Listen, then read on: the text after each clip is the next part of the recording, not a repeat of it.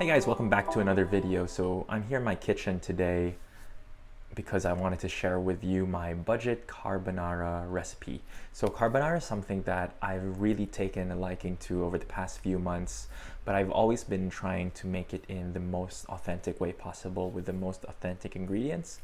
That means trying to use guanciale if I can find it, the right spaghetti thickness, which is spaghettoni number 7, as well as pecorino romano cheese.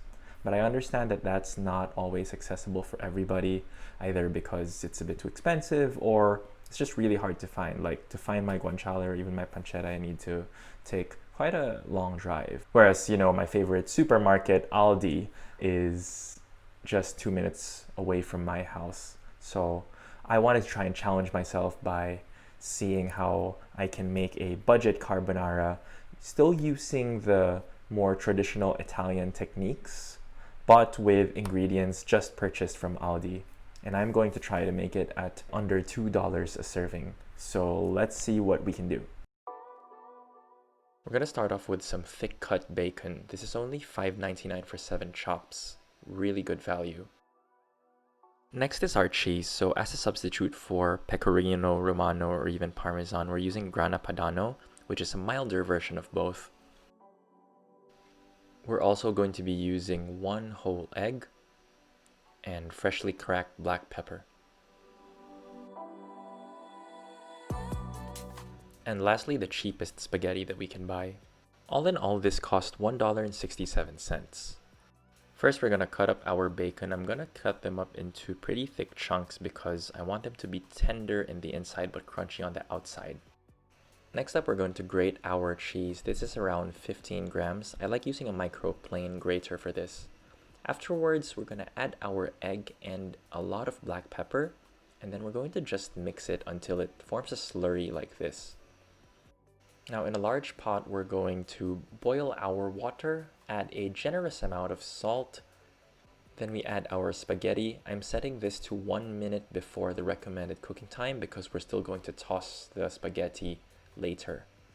Now starting from a cold pan, heat up your bacon on medium to low heat and just fry it up until it's to your desired doneness. Once the bacon's done, turn your heat off and wait for your pasta to cook. Once your pasta is cooked to your desired level of al dente doneness, now it's time to actually transfer it to your pan without any heat on. Next step here is to just mix in the pasta with the existing bacon fat and oil. You'll see that I added a bit of pasta water here because I wanted to thin the mixture a bit, and this allows things to emulsify better. Now for the last step, you just mix in your egg, cheese, pepper mixture. Remember to keep the pan off the heat so that your eggs won't scramble, and you just mix it vigorously. Maybe you want to add a bit more pasta water, that's depending on you, on the thickness, but basically that's it. As you're mixing it, it will cook the eggs just enough without scrambling it, and this is carbonara, but just the budget way.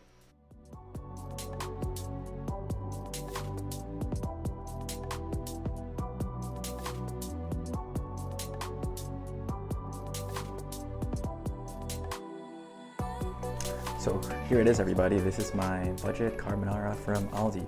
All in all, probably takes less than 10 minutes from start to finish, including boiling the pasta and cooking the bacon. So from a price and time point of view, this is really, really good value. So let's give it a try.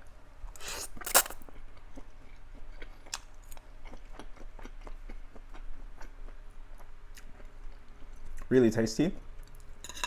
I think if you've really had the authentic carbonara, there are a few differences. One is because this is quite a cheap cut of bacon and it's thick cut bacon.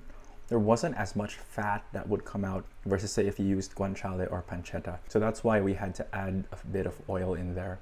I think this is still successful because it does still take those traditional carbonara elements like using eggs, using cheese, using pepper, and using pork fat and pork. This just obviously is the more budget option.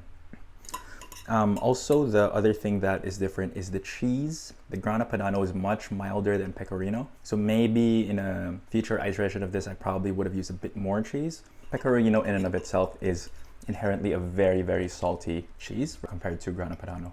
You know what? All in all, for less than $2 per serving, you have pasta, you have eggs, you have bacon. That is a complete meal, I guess, if you aren't much of a veggie type like me. And so I definitely recommend you try this. Once you actually master this, you can then move on to more expensive ingredients, like using like the traditional Italian ingredients. This one actually lets you get used to the technique first. It's not complicated, but there is some technique to it. All right, thanks for watching. If you like this series of me taking ingredients from the local Aldi next door and turning it into something hopefully a bit fancier, let me know. And I'll try to think up more recipes based on what I see in my next shop. My other videos are also here. I have a bunch of other food related videos if you're into that, so check them out. And thanks again for watching. I will see you in the next one. Bye now.